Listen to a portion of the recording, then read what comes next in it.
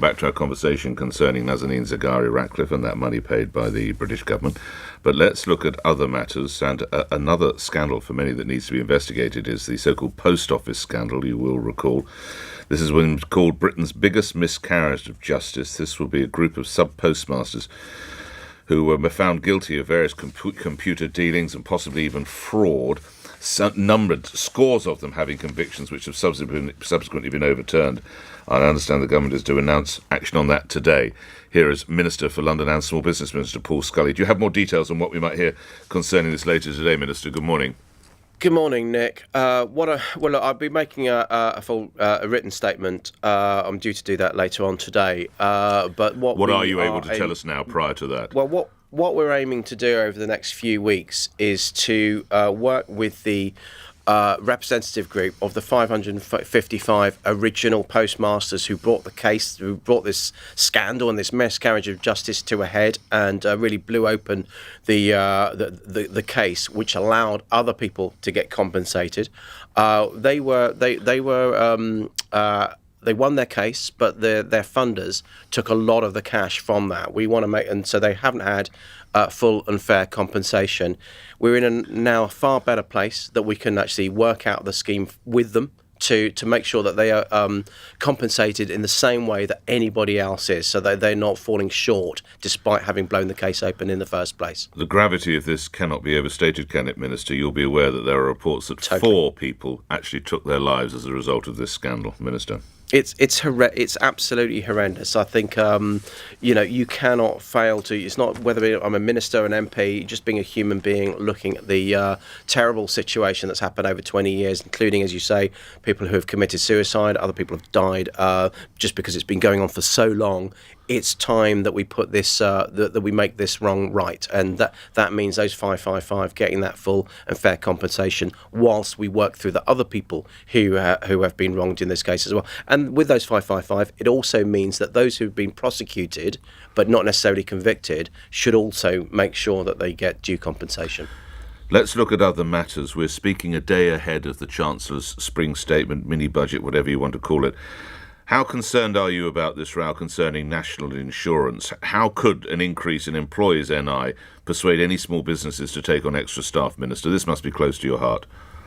It is, but when you look at the figures and look at who's going to be paying, 40% of businesses won't be paying any extra under the levy. You've got something like 50% of the levy is going to be paid for by the top 15% of earners, and indeed 6 million employees won't pay anything extra as a result. So it is targeted as at the higher end, so that those with broader shoulders can pay more. But nonetheless, there's a lot of people making a lot of representation, and I know the Chancellor will be hearing that. He's the one that looks at the public finances in the round. He'll be the one that has the best view when he announces his spring statement tomorrow. Would you support a delay on what was planned for the hike for national insurance? Well, I think the problem is you have 6 million people on waiting lists at the moment, but that's backed up because of COVID. We've got to really have that money for the NHS to be able to tackle that, and then get on to the social care that's been sort of put on the back burner for tackling the social care issue for so many years now. So we do need to raise money specifically for those two issues. It's always complex about where you get that money from. Let's look at other matters. What is the latest, as you can tell us, as regards the situation in Ukraine, particularly in the light of US President Joe Biden giving a warning that he believes, or Washington believes, there could be deployment of some form of biological or chemical weaponry? Well, I mean, with that, I don't know if it's if that's his intelligence that he's got that from. The Western intelligence has been very good in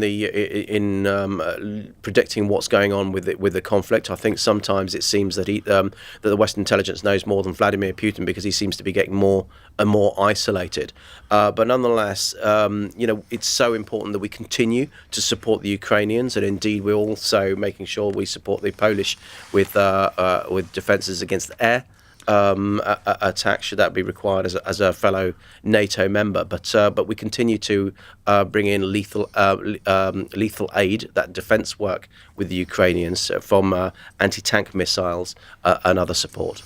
Lastly, back at home, the so-called Partygate investigation has now, you may be aware increase. The number of original suspects has now doubled to more than 100, with events going on elsewhere in the world. How important is the Partygate investigation in your view, Mr. Scully? Well, I think we all want to bring it to head, and so draw a line under it. Whatever the Metropolitan Police find, they need to come up with a speedy resolution. And if people are found to be breaking the law, punish them with a fixed penalty notice or whatever it is that they will do. But nonetheless, I think the point does stand that there are so many things going on in the world that are affecting people on a day-to-day basis. That's what we want to be concentrating on. Things like the cost of living issues, things like the conflict in Ukraine. Grateful for your time, Paul Scully. Thank you. London Minister and Small Business Minister appearing here on LBC. The time 3 minutes before 8. Let's come back to calls concerning Nazanin Zaghari Ratcliffe. Rudy in Bristol. What do you want to say, Rudy? Good morning. Well, I've got a couple of things I want to say, Nick. First of all, that she chose to have dual nationality, so it's partially her fault. And second... Hang on, she didn't choose where she was born or where her parents were born. No, but she chose to have dual nationality, which means that she knew she would be at risk by having a British passport. Surely. And the second thing I would say is she's back, is she going to rush to the